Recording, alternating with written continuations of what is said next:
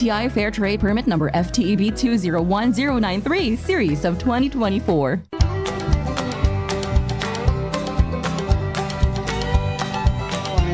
Today, September 20, 2024, Friday. Welcome to our Friday program, Usapang Bukasyon. Noong episode 4, pinamagatang nanay. At ang episode 5, ACI Sister Vocation Stories. At ngayon, episode 6, Mama Mary sa puso ni Santa Rafaela. So atin pong ipagpapatuloy ang tema natin tungkol sa ating relasyon kay Mama Mary at ano ang bunga nito sa ating buhay bilang mga mananampalataya at manlalakbay patungo sa isang direksyon ang maging banal at matulad kay Jesus na nagmamahal na walang kondisyon. Sa pamamagitan ng ating mga iba't ibang pinili at sinagot na tawag ng Diyos na bukasyon. Good afternoon, everybody. I'm Sister Martha. I'm very glad to here with you, and I'm want to shout out to all the Vietnamese who are watching and listening our program this afternoon. Maayong hapon, maray na hapon sa Gabos, si Sir Net po, and I'm happy to be here. Shout out sa lahat ng BUeños, Davaoeños, Rafaelians at kanilang mga magulang at mga staff, Sister Riz, Sister Ate Vicky, and our two angels. Sa mga nakikinig at nanonood sa Facebook, paki-message lang po ang inyong mga saloobin, reactions o mga katanungan sa comment section ng DZGB News Online, Usapang Bukasyon, tuwing Biyernes, 1:00 ng hapon. Now na! Anong highlights po meron tayo noong nakaraang Biyernes? Last September 6, we share with you the episodes of 4 about the devotions of our biological mothers to the Blessed Virgin Mary. We can see how much the Blessed Virgin Mary loves us as her own child. She is our spiritual mother, always taking care and interceding for us whenever we come to her, or sometimes we do not pray to her, and yet she still loves, guides, and wants to bring us closer to Jesus. She is truly our model in living Christian life. Only through her we come to love and know Jesus more. We also appreciate our own mothers, who teach us how to love Blessed Virgin Mary through the Rosary and prayer. Today, we continue to deepen our love for Blessed Virgin Mary and ask her to teach us how to live as she lives. Okay, and in episode 5, we had the vocation stories of the ACI sisters. Clearly, the initiative of the call of love, the call to love, this love relationship comes from the Lord. We listen, we discern, we respond. Isang madugong proseso po, alam natin lahat yan. Especially the letting go part. It's not easy. We need grace. We need the Holy Spirit. We need the Blessed Mother, who herself experienced the same call. And she responded even at a very young age. She said, I am the handmaid of the Lord. Let it be done to me as you say. Definitely, she understands us that it's not going to be easy. But the good news is it's possible. It's doable. And yes, you're gonna be happy if you give your yes to God. Kapit lang po sa Diyos. Ngayong hapon, maririnig natin ang mga sharing ng ating mga ACI novices galing sa iba't ibang bansa na kanilang karanasan sa Mahal na Birhen. Allow me to introduce our guest this afternoon from episode, no? Marian episode naman ng Usapang Bukasyon. So, mamaya po, ipapakilala namin yung mga ECI novices mamaya. So, shout out po sa unang-una sa mga devotees, ng mga Marian devotees ni Ina. And siguro sa mga lahat po ng mga madre namin all over the Philippines and buong mundo siguro, sa ACI family members, and sa lahat po ng nakikinig at nanonood. Masaya po kami na namin kayo ngayong araw. Okay, before we proceed, can you please tell us, our viewers, what is a novitiate? Okay po. So, sa amin pong mga nagmamadre, nasa formation, yung novitiate po ay isang napaka-importanting stage of formation. Meron pong tatlong importanteng nangyayari doon sa stage na to. Unang-una, yung novice, ito po yung stage na kung saan nagiging siyang officially member ng institute or ng congregation. Then, pangalawa po, ito din po yung intense spiritual formation ng mga novices na kung saan pinapatatag, pinapalalim yung relasyon nila sa Diyos, yung prayer life. Kasi importante po yun, towards the end ng novitiate, magkukumit sila sa Diyos. So yun po yung pangatlong importanteng nangyayari sa novitiate. No? They are being prepared to make their vows.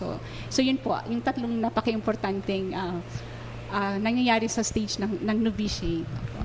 Very important, if not the most important. Hello po, marhay na hapon sa Indogabos. I am happy and blessed to be here with you all. My name is Ana, second year novice from Pangasinan. Shout out po sa mga taga Pangasinan. Hello, good afternoon everyone. I am Roja from East Timor. Now I am second year novice living in Quezon City, Manila. Shout out Escravas, Timor. Hello po, good afternoon. I am Clementina da Conceição. I am from East Timor. I am second years ACI novices. Shout out Escravas, Timor. Hello everyone. I am Eunice Baka, an ACI novice from the Republic Democratic of Congo. I am so excited to be here. Shout out all the ACI from Africa. Wow! We say again. Eh! Ang galing. Ang sarap maging bata, nakakabata kasi kasama namin mga young sisters and also the formator herself is also young. So young din kaming tatlo.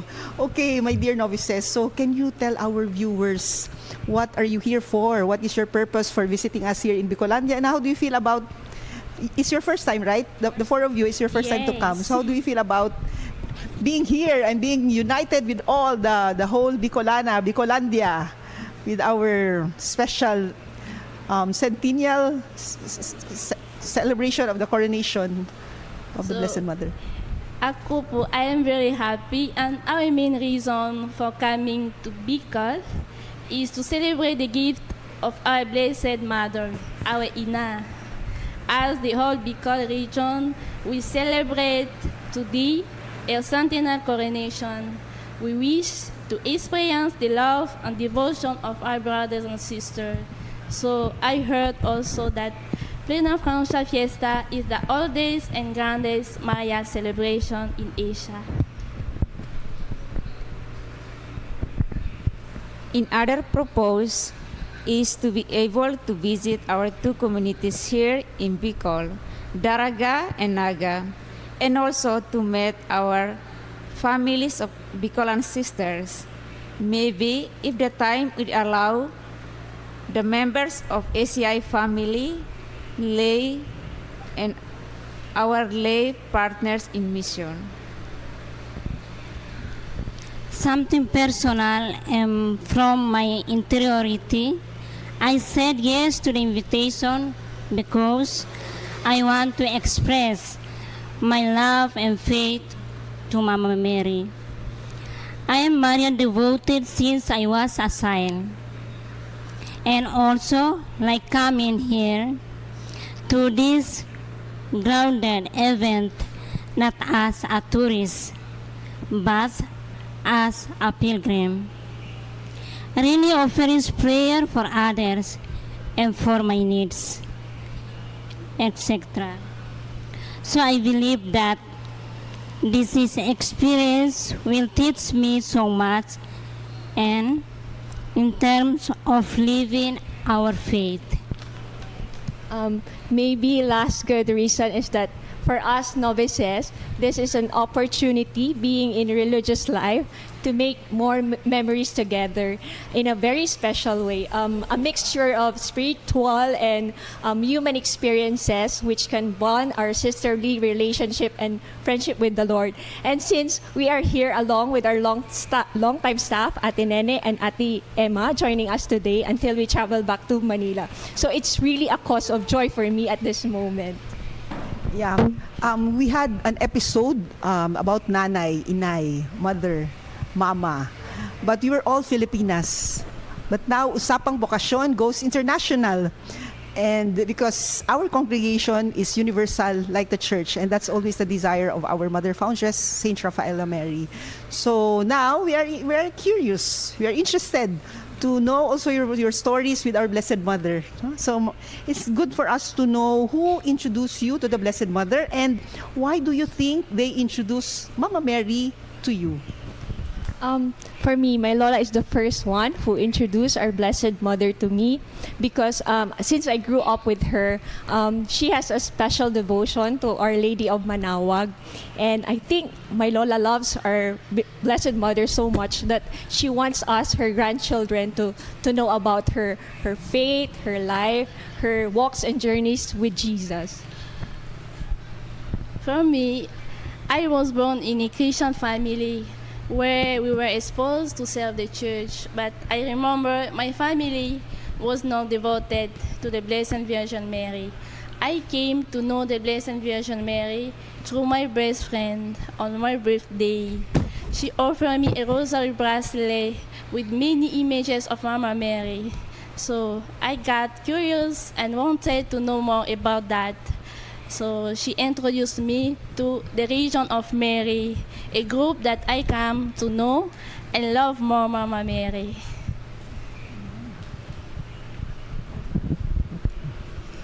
It is through my parents I was able to get to know the Blessed Mother. Ever since I was a child, we already have our devotion to the Blessed Mother. I came to know Blessed Virgin through my parents. He loved so much Mama Mary. And this, I know Blessed Virgin since I was a child. They introduced me to her through rosary prayer and through a statue of Our Lady of the Grace. Okay, thank you. Can you also share with us one personal experience where you are convinced that our Blessed Mother intercede for you? Yes. One of the beautiful experiences that I have with the Blessed Virgin Mary was my discernment to religious life. So when I had the call to serve the Lord in religious life, I was confused to discern. Even my family did not give me the freedom to respond. But through the fervent prayer, through the time of kneeling down before the grotto of Our Lady of Perpetual Help, I felt the fullness to serve the Lord in religious life. Thank you po. Yes, for me, she interceded with the sickness of my father, who totally lost his memory, even his voice.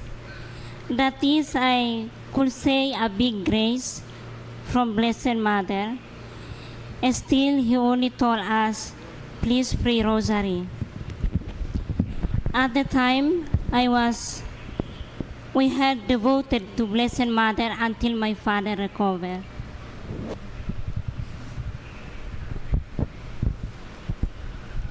My experience with Blessed Mary, every time I have any difficulty, I humbly ask for her intercession.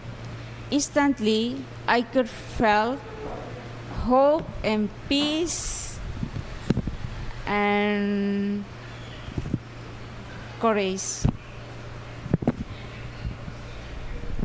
Back then, before my prior my entrance date in the postulancy, I was suddenly faced with a lot of problems and challenges that I was reconsidering my decision to enter the convent.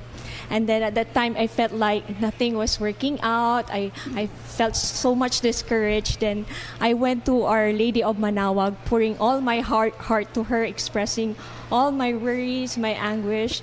And then later on, one by one, my problems were gradually solved in a way that I didn't expect it, but the way God wants it to be answered. So now here I am, already a novice, and I'm so much grateful to our Blessed Mother for her powerful and loving intercession.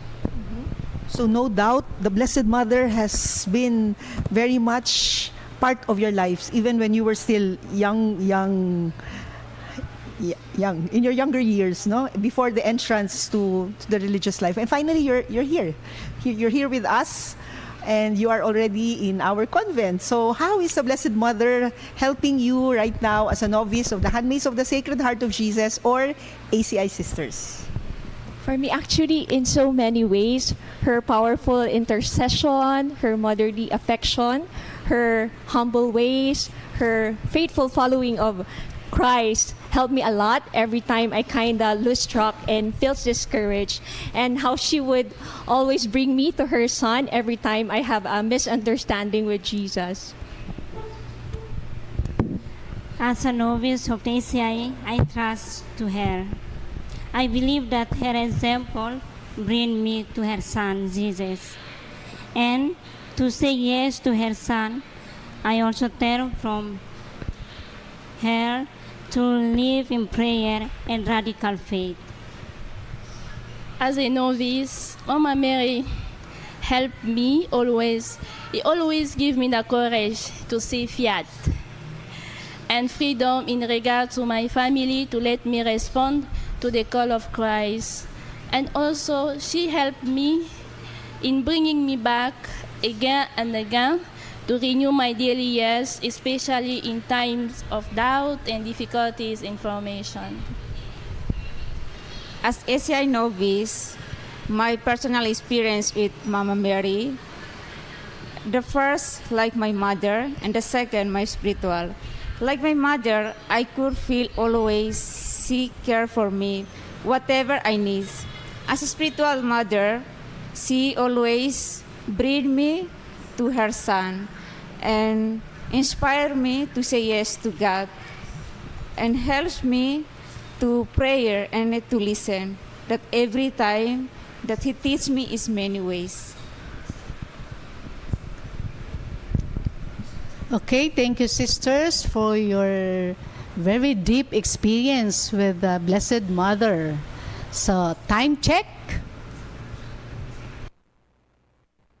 An oras hatod sa Indokal. Plemex. Pag may ubo o hika, Plemex agad. Basta lagundi, Plemex. San Miguel Pale Pilsen. Sarap laging kasama. Ang simpleng pampakilig, nor sinigang. Liver Aid Silimarine Capsule. Liver Aid. It's liver or lover, boys.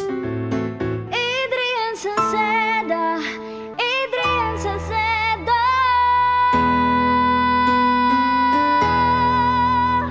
Padagos ang pagtabang niya sa sato padabata.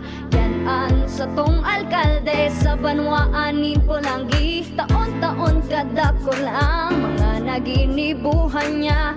Idolo padabata si Adrian Salceda. Tunay na aki kan tercer distrito.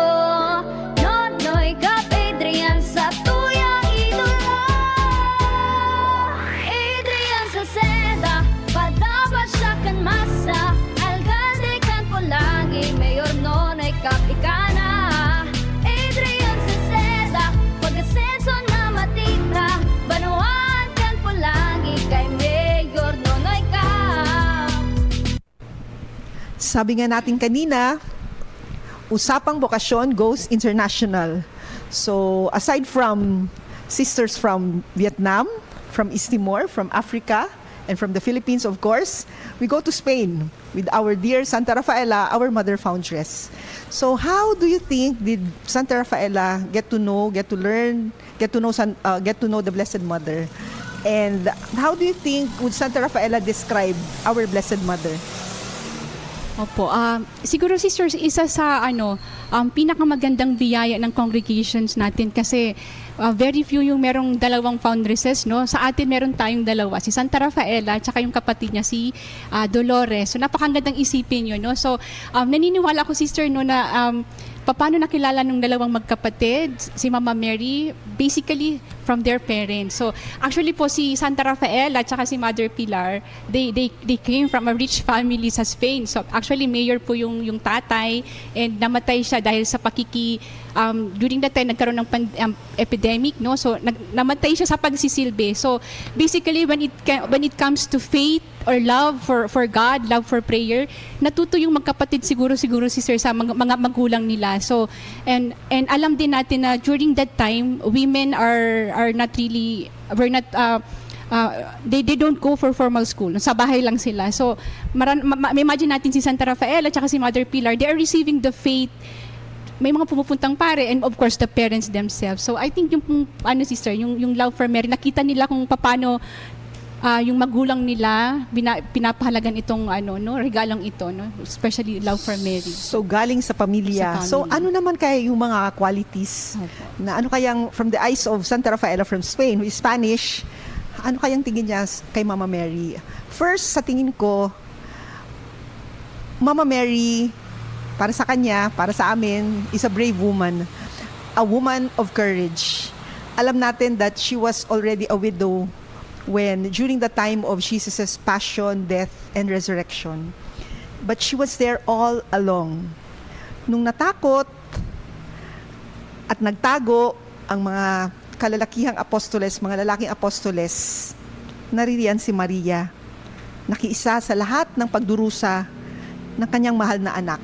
Wow, only a brave soul can do that. And Mary was that woman. She was filled with the Holy Spirit. So in the same vein, I would like to believe that women indeed are gifted with inner strength. Kaya nga, ang nanganganak mga babae, the women are given the special grace. Sabi nga, tuwing nanganganak, They say one foot in the grave and the other foot out. But of course, our dear gentlemen, you have also been given a different kind of strength. But that's not our topic right now, kung sinong palakasan. It's just really to honor the Blessed Mother and all mothers, including our biological mothers and Santa Rafaela, our spiritual mother. And of course, her sister Pilar, our spiritual mothers. Alam natin na without their yes to give birth to us, wala tayong ngayon. And alam natin sa mga ina, alam natin yung kanilang mga hugot line, yung kanilang laging sinasabi tuwing nagkakasakit yung anak, may sakit yung anak, namatay ng anak, nasakuna yung anak, mga ganon. Ano ang lagi-lagi nilang sinasabi habang umiiyak? Ano lagi wini-wish nila? Sana ako na lang. So you can just imagine Mary, no? What was in her heart while accompanying closely her son. The courage of Mama Mary was also shown in her fiat, her yes to God's will even as a teenager. Young as she was already capable of making a decision. No matter what the consequences were, even if she knew that she might be stoned to death, even if she knew that it meant ruin the reputations of her family, among others. Mama Mary had a strong faith, which made her surrender everything to God. She might not understand every details of what God has in mind, but what she knew is she believes in God's love for her, which made her trust Him no matter what. Wow, what courage Mama Mary had even at a very young age. Shout out sa lahat ng mga nanay na pinaglaban ang kanilang mga anak no matter what. Nagbuwis ng buhay para mailuwal ang kanilang supling. Single mom ka man, teenage mom ka man, or old mom ka ba? Kaman. You are already in your 30s and 40s and yet buntis ngayon, and yet fighting lang. Shout out sa inyo. Before we proceed, allow us to share with you a video of some songs about Mama Mary in different languages. Enjoy! Who is Mary for you? Mary has always been a mother par excellence to us, and so we entrust our vocation to her as the first handmaid of the Lord.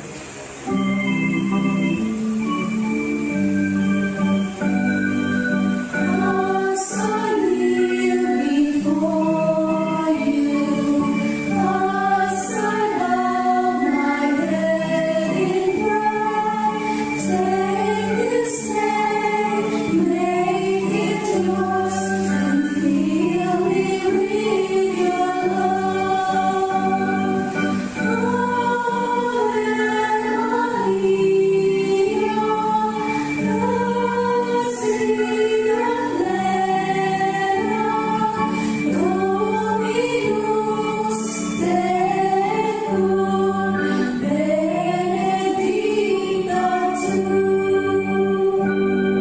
What is Mary's heart like?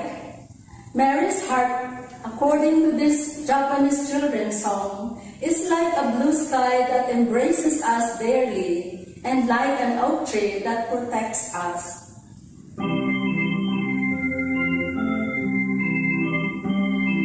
Maria sama no kokoro, sorella o sola. Watashi tashi o tsutsumo, iroi o sola. Maria sama no kokoro, sorella tashi no ki. Watashi tashi o mamoru, iroi kashi no ki.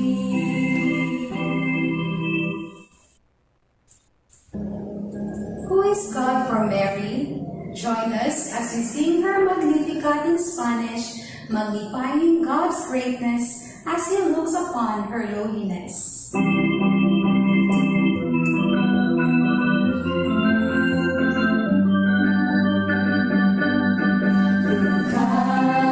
Cantaré al Señor un himno grande. Yo cantaré al Señor una canción. Almas engrandece mi alma, canta al Señor. Mi alma se engrandece, mi alma canta al Señor. Proclama mi alma la grandeza de Dios. Se alegra mi espíritu en Dios mi Salvador. Porque ha mirado la humillación de su sierva. La humillación de su sierva. Cantad conmigo la grandeza de Dios, todas las naciones, alabad al Señor. Cantaré al Señor un himno grande. Cantaré al Señor una canción.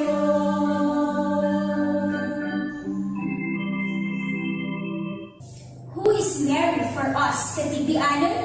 She is the Immaculate Conception, our refuge, light, inspiration, our mother, our queen, and model of discipleship.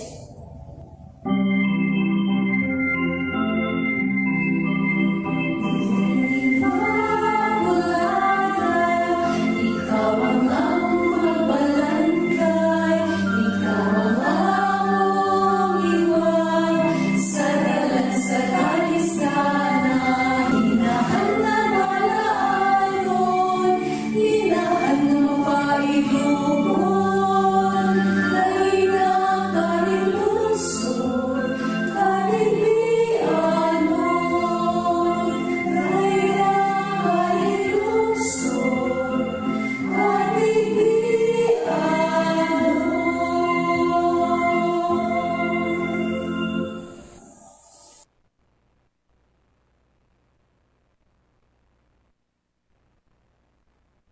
Isa pa sa mga qualities ni Mama Mary na pwede natin matutunan at magaya ay ang kanyang pagiging sensitibo sa pangangailangan ng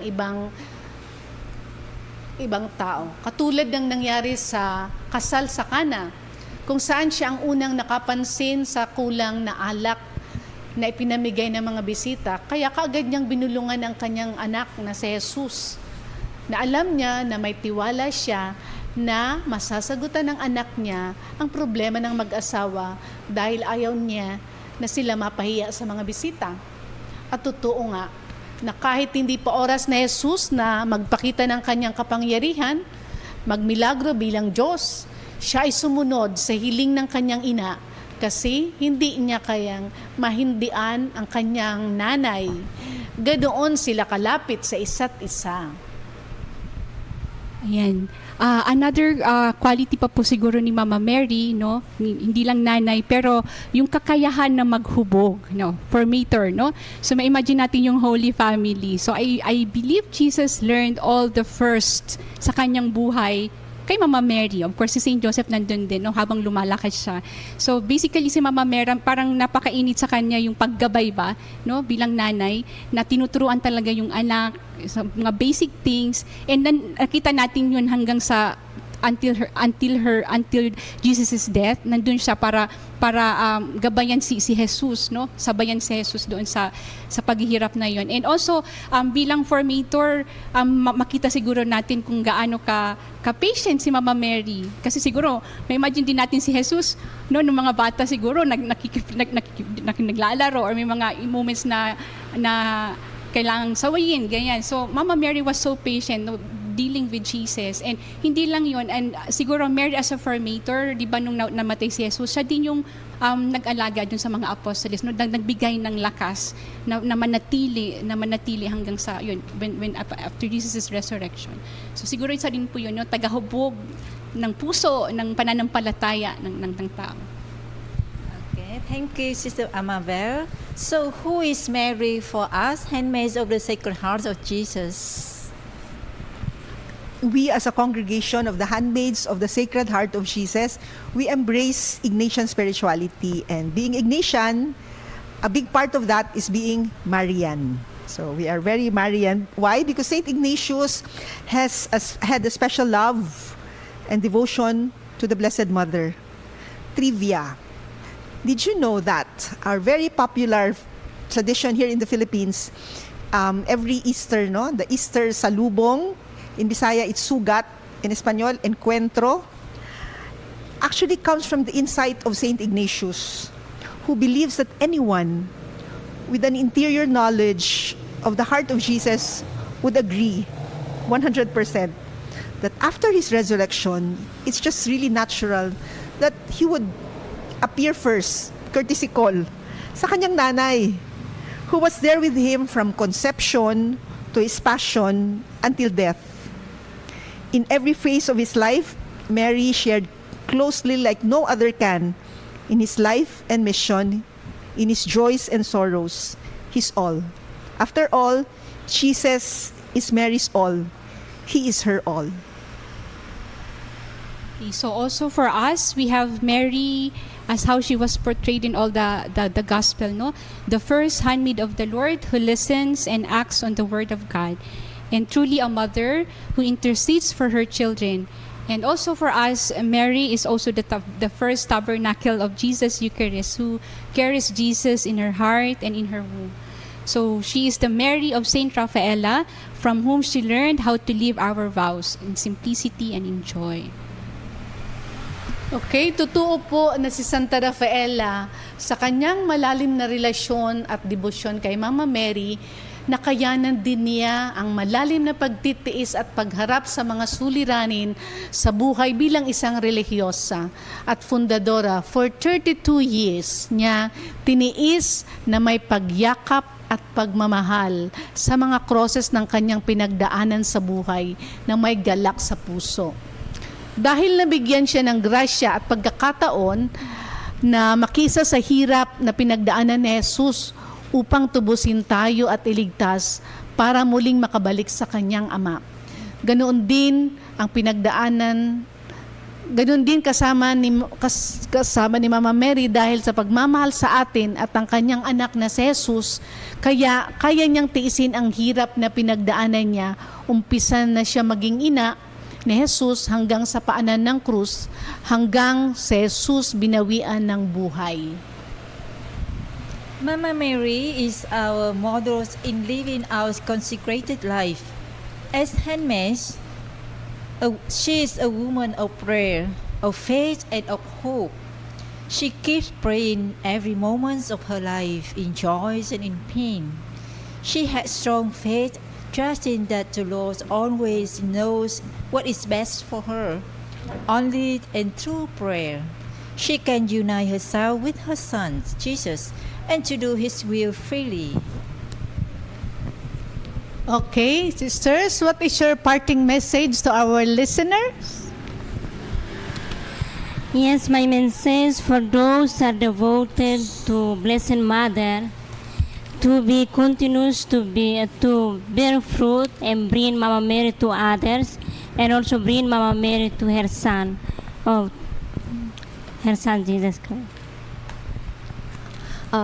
Mama Mary loves you very dearly. You may feel it or not, but regardless, she loves you and always intercedes for you. May you always allow her to touch your lives, your hearts, in order for her to bring you much closer to her Son, Jesus.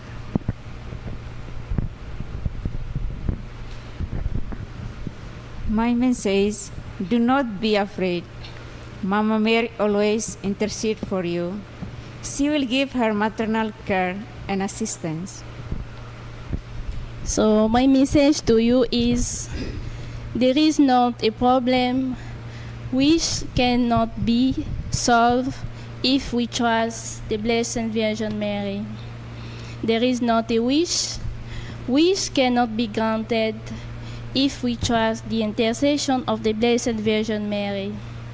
Let us all entrust ourselves to her loving care. Thank you. Ayan, so may parting words po sa mga nakikinig, nanonood. Gusto niyo po ba makilala si Jesus? Ayan, so ang pinakamadali para makilala si Jesus ay kilalanin din si Mama Mary. So sabi nga, to Jesus through Mary. So talaga ini-encourage ko po, unang-una, dalhin natin, ibalik natin si Mama Mary sa family natin. Kasi yun po yung pinanggagalingan talaga ng mga seeds of faith ng mga bata natin. Yung mga next generation na magpapatuloy ng ating pagmamahal sa ating mahal na ina. And then, tulad po ng general prayer, minsan nagdadasal tayo kapag may kailangan lang. No? Pero as we have our Blessed Mother, we can run to her anytime, hindi lang sa pag may kailangan tayo, pero just to remember her as a mother, to offer a prayer of thanksgiving, kasi sigurado ako, patuloy siyang nag-i-intercede sa napakaraming dasal dito sa mundo. Siya yung nagdadala ng mga prayers natin para idinggin ng ating Panginoon yung mga healing natin. So, bond with Mama Mary, not only in times of need, pero kilalanin natin siya as ina. And I'm sure matutuwa siya at until the end makikita natin na nilalapit din pala tayo sa kanyang anak na si Jesus. Yun ang pinaka-desire ni Mama Mary. So, huwag matakot kilalanin si Mama Mary. Fall in love with Mama Mary kasi later on, makikilala natin yung anak na si Jesus na yung pinaka-desire ng puto natin, si Jesus. So, yan lang po siguro. Thank you, Sister Amaware. Let's come and love Mama Mary because she is our spiritual mother and she will bring us closer to Jesus. She knows our struggles and difficulties. And at the same time, she can encourage us to embrace our own callings. And therefore, do not forget to pray rosary and come to her. Ask her to teach us how to love Jesus, especially for the young ones who are searching your vocations. Please do not hesitate to come to Mary, because in my experience, I used to come to Mary to ask help, to ask her guidance.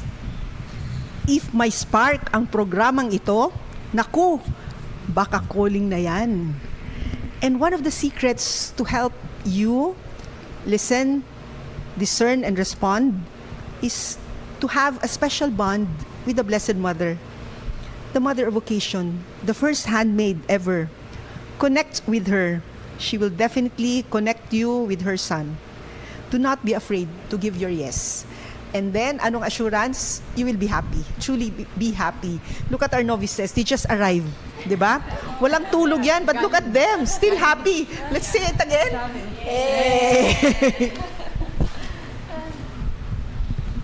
Okay, salamat sa ating mga bisita, sa ating mga kapatid, madre, mga novices.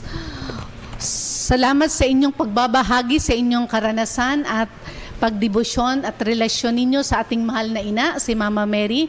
Sana makatulong ito sa inyong lahat na mga nakikinig at nanonood sa radyo, telebisyon at Facebook. Sa pagpalalim natin sa ating pananampalataya at relasyon sa ating ina, si Mama Mary, na siya rin ang tutulong sa atin na maging malapit sa kanyang anak na si Jesus. At patuloy na makinig sa kanyang mga mensahe sa lahat na apparition niya sa iba't ibang lugar sa mundo. Ang pagpatuloy na magdasal, magbago, at bumalik sa Diyos upang maligtas tayong lahat at sa huling araw ng ating buhay, makasama siya at ang Diyos habang buhay at makamtan ang kaligayahan na walang hanggang o eternal happiness with God. Again, please message us in the comment section of DCGB Online News, Usapang Bukasyon, or at our FB Messenger at ECI Vocation Phil, or you may subscribe also to our YouTube channel, ACI Vocation, or better still visit us at Santa Rafaela Maria Students Home in Sagpon, Daraga, Albay. Muli po kaming nagpapasalamat sa inyo lahat na sumusubaybay sa programang Usapang Bukasyon. Bawat Biyernes, 1:00 hanggang 2:00 sa radio station ng DCGB Online News. Ang inyong lingkod, Sister Jessie, Sister Net, Sister Marta at ating mga bisita ngayon, sina Sister Amabel, Novices, Ana, Eunice, Tina, and Rosa. Salamat po at magandang hapon muli. See you next Friday.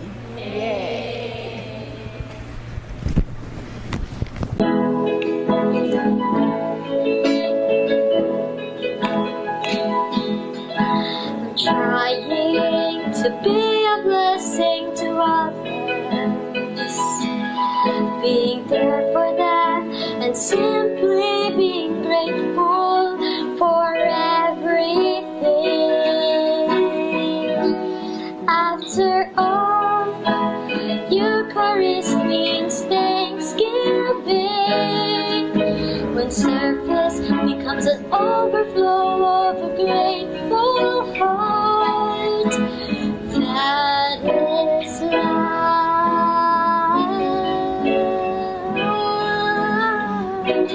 Thank you, dear Santa Rafaela.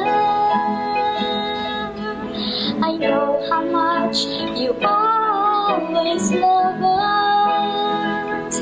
Thank you for witnessing a good Christian life to the youth of this generation.